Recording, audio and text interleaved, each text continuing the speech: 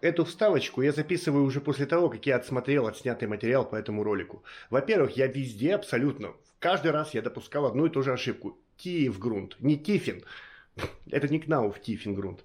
Тиефгрунт ЛКФ. Везде по тексту. И второе, время высыхания этой грунтовки от 8 часов.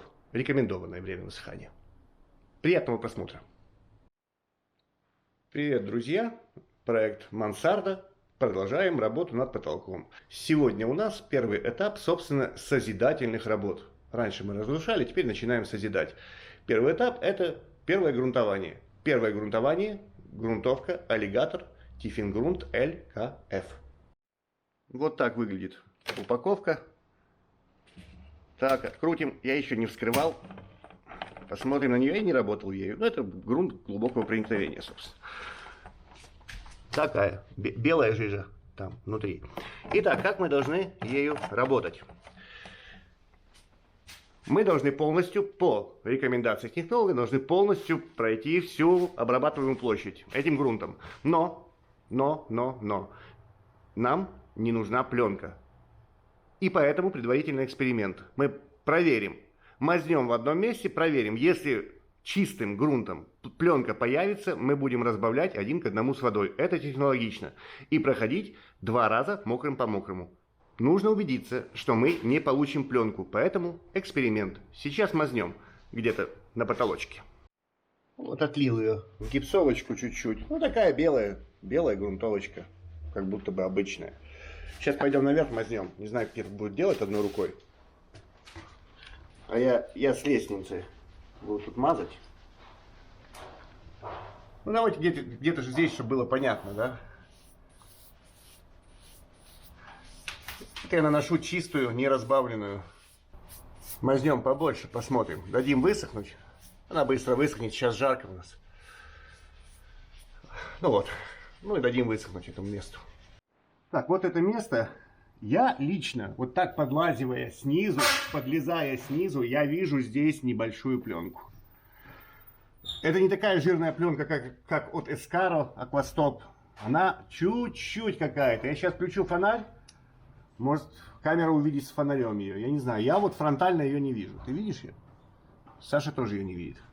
А она есть. Она есть, небольшая пленка. Но нельзя, чтобы она была. Но я бы не сказал, что она тут прям есть. Поэтому мы будем использовать без разбавления. Поскольку, ну, как бы она незначительна. Мы не будем разбавлять Тифингрунт. Будем сразу чистым делать. Если бы была заметная пленка, об этом даже написано на ведре, что если есть заметная пленка, то нужно разбавить. Мы будем делать чистой. Так, несмотря на то, что мы кистью обеспыливали, вот если поддувать просто раздувать, то все равно выдувается еще пыль дополнительная. То есть используем его как компрессор, не знаю. Еще выдуваем остатки пыли. Защищаем розетку, чтобы не попало на нее, чтобы грунт на нее не попал. Он там не нужен.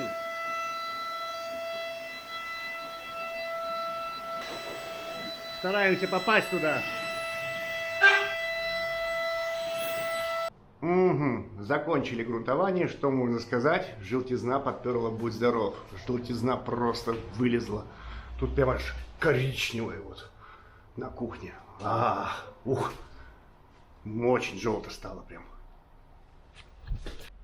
Да, пожелтело так хорошенько, все пожелтело. Вот.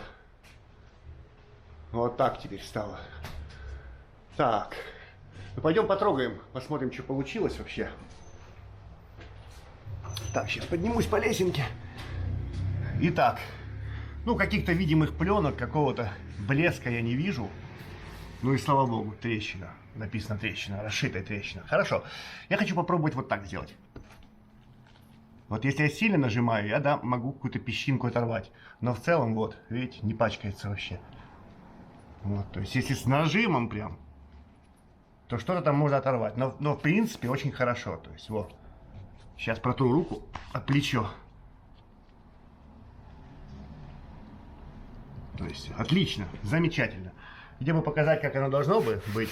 Ну вот, непрогрунтованная поверхность, скажем. То есть грунт, по моему мнению, сработал хорошо. Грунт сработал хорошо. Грунт глубокого проникновения, все укрепил, все классно. Замечательно. Замечательно. Напоминаю, на розетке мы грунт не наносили. Старались заливать его вот сюда за штукатурку везде, но розетки не трогали. Ну, вообще, все, что гипсовое, не-не-не. Потом, это отдельная песня, тут еще надо дочищать, кстати. Так, дабы подытожить. Вообще, я первый раз работал этим грунтом. Тиффингрунт ЛКФ. Что я могу сказать по этому поводу? Заявлен как грунт глубокого проникновения с очень хорошей проникающей способностью. И как бы с очень хорошей укрепляющей способностью. Да, работает. Ну, мы видели, то есть я руками трогал, работает. И работает как заявлено. Акрил. Ребята, это какой-то, либо это не тот акрил, либо это вообще не акрил. Этот грунт заявлен как гидрозоль. Я посмотрел, что такое гидрозоль. Гидрозоль это типа вода и какие-то частицы. То есть его состава нет. Как бы в технической документации, что это конкретно. Это не привычный акрил, то есть нет запаха акрила, нет реакции на акрил, то есть покраснение рук там или еще что-нибудь. То есть какая-то другая штука, другая. И я часть работы я выполнял без этого, без лепестка. Ну, я помогал Саше, носился туда-сюда, помогал ей. И мне показалось, что какие-то капли попали мне в рот, и это было кислым. То есть мне было кисло во рту просто. Состав засекречен. Но, в принципе, вполне работает. Заявлен еще как гипоаллергенный. То есть, я понимаю так, что этот грунт не провоцирует какую-то аллергическую реакцию. Ну, у тех людей, которые находятся в помещении, обработанном им. В принципе, мне нравится. В принципе, хорошо.